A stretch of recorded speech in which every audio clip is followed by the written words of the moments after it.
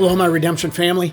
Pastor Rick coming to you with one of these Ask Pastor Rick videos. Actually, this will be a series of videos this time because we're covering a big topic. We're going to talk about homosexuality from a Christian perspective. We could also talk about same-sex attraction or same-sex activity, perhaps LGBTQ, lesbian, gay, bisexual, transgender, queer, all that. Those letters get shoved in there. This is a whole bunch of questions that we've received for some time. And I'll be straight with you. I'll be straight with you. That wasn't intentional. Anyway, I'll be honest with you. I've been putting off doing this video series for some time. And part of that's just because of the potential for backlash, as well as it's a pretty complex issue. It's not a simple one. But I think I've been derelict in my duties. I've failed to equip you really in two things. First, with a clear biblical understanding of the teaching regarding same-sex attraction. And that's really important because as Bible-believing disciples of Jesus, we find ourselves increasingly in a post-Christian society. And so I really owe that to you to equip you.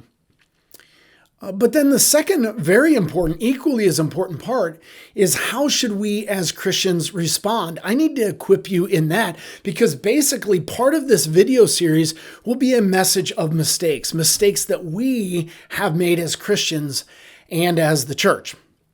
And we need to do better, okay? So this will not be one video, but five. So this one will be about the biblical truth that, spoiler alert, same-sex activity is a sin, okay? This might be the longest of the 5 videos. The second video will be a response to some of the objections that are brought up to the biblical case. The third video will be about nature versus nurture and why that even matters. The fourth video will be the mistakes that the church has made and frankly continues to make at times. And then fifth and last will be a wrap up with some practical stuff like how does our church handle that within? What if you're struggling with same-sex attraction? What if you have a friend or a relative that comes out? And some resources. Kind of a grab bag of practical stuff.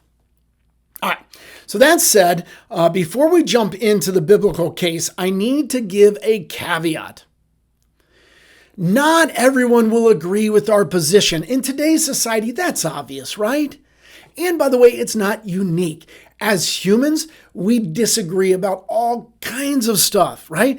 Gambling and pornography, marijuana, living together, smoking, politics, cussing, tattoos, on and on it goes. And we can disagree with each other with love and respect toward another human being, right? Like, let's avoid the trap that unless you agree with all I say and all I do, then you hate me and I hate you. That rhymed. It's pretty good, actually. But that's a trap, and that's not true, right? So even if you disagree with our position, hopefully you'll at least realize that we have a reasonable position. And there is love woven into it. I hope you see that. But at the very least, I hope you won't hate us, but really that's up to you. And we are going to try to love you either way. And even if you disagree with us, yes, we will love you. Okay?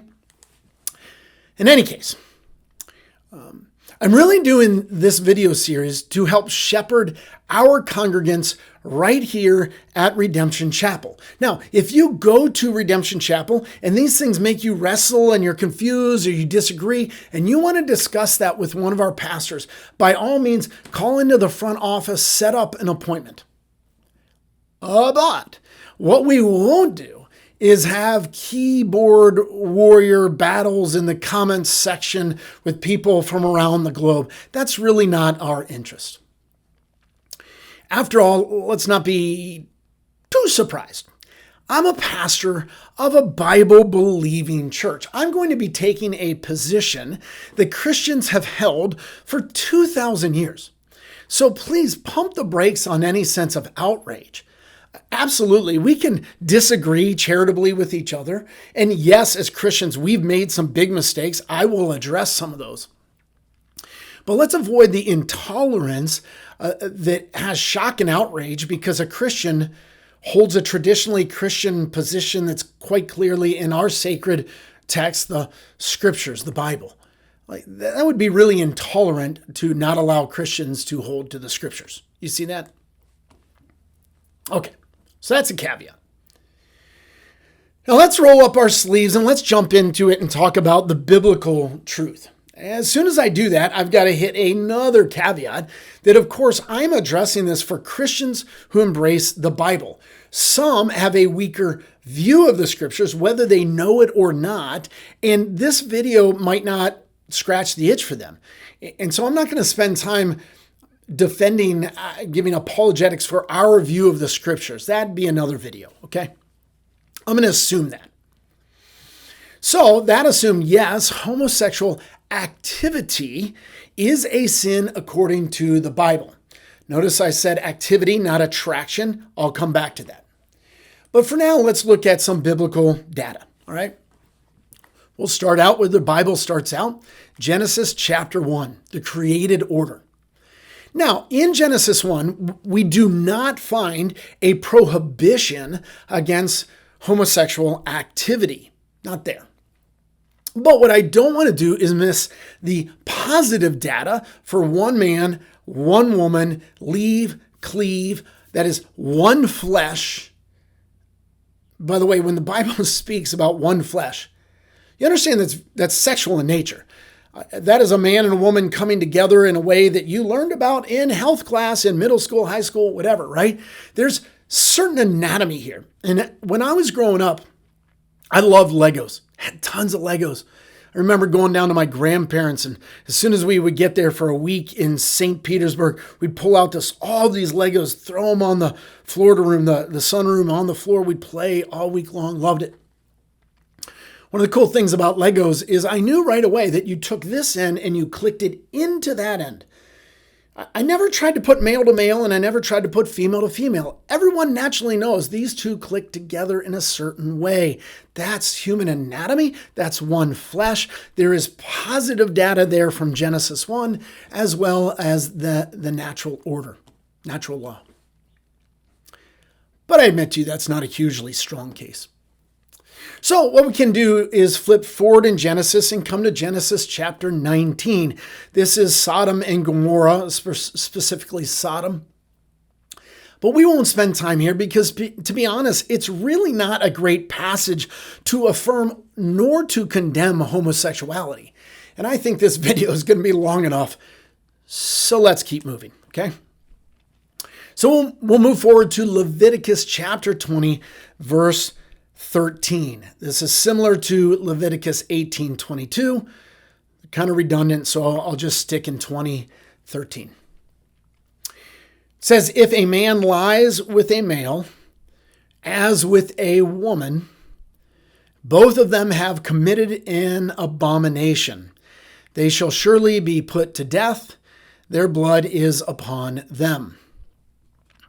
Okay. I'll deal with some objections later, but I have to deal with one right here because right away, one of the objections that comes up is, listen, dude, in Leviticus 18-22, it condemns things like eating shellfish, which you do, man. You like shrimp, I know it.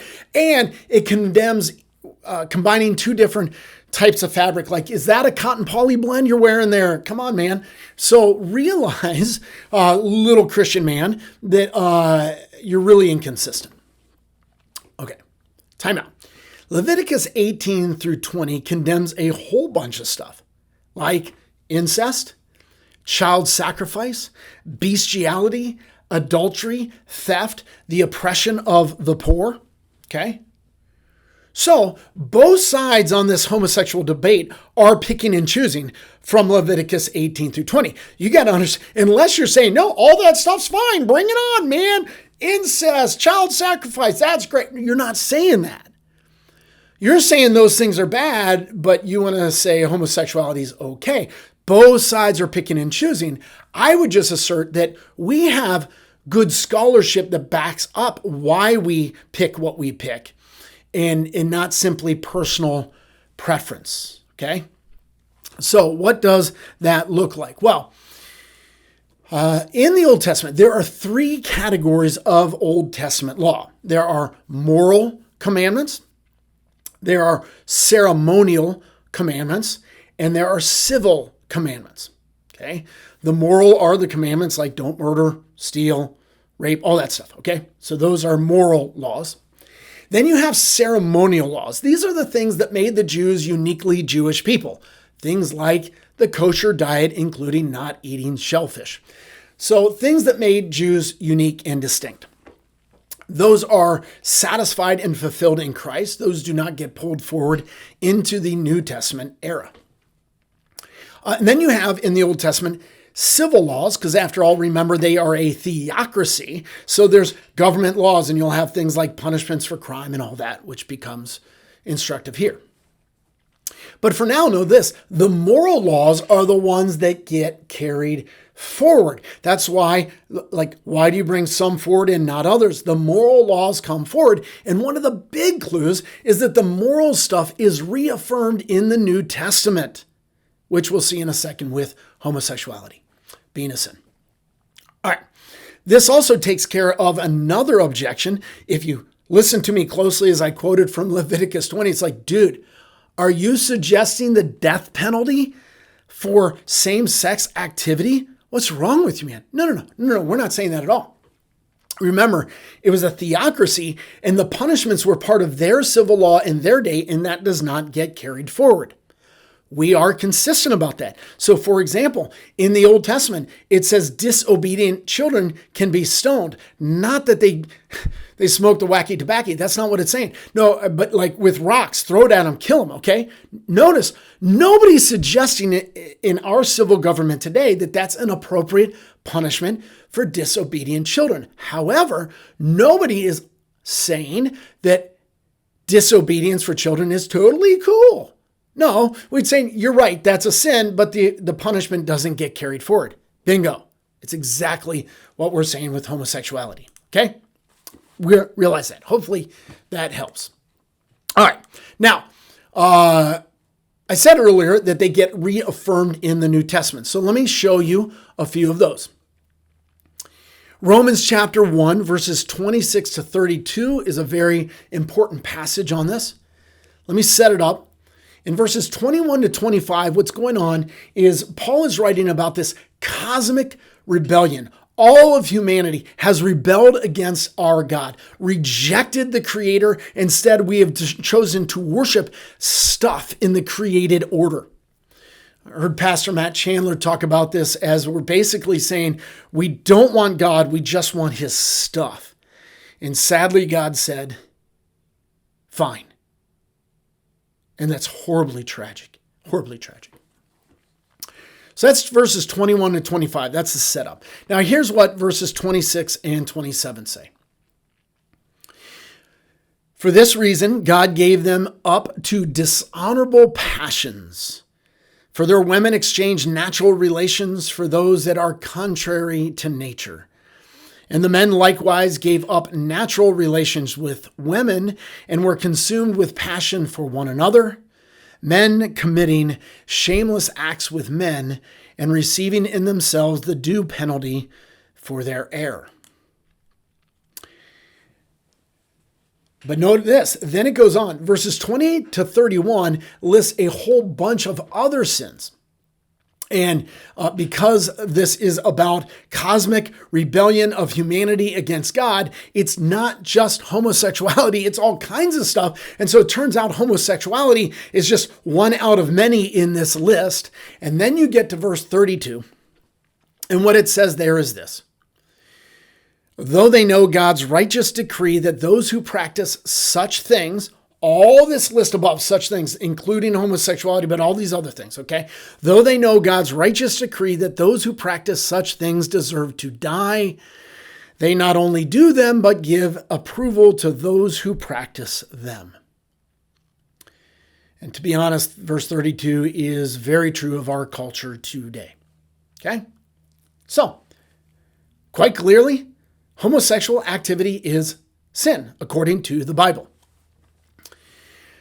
I could go to other passages like 1 Corinthians chapter 6, verses 9 and 10. This is very similar to 1 Timothy chapter 1, verse 10. In both cases, it gives a list of sin, and among that list, it says men who practice homosexuality. Okay? Again, it's among a list of sins, things that we would look at that list and go, yeah, those things are sin. And homosexuality, the practice of it, is in there. All right. So there is a biblical case.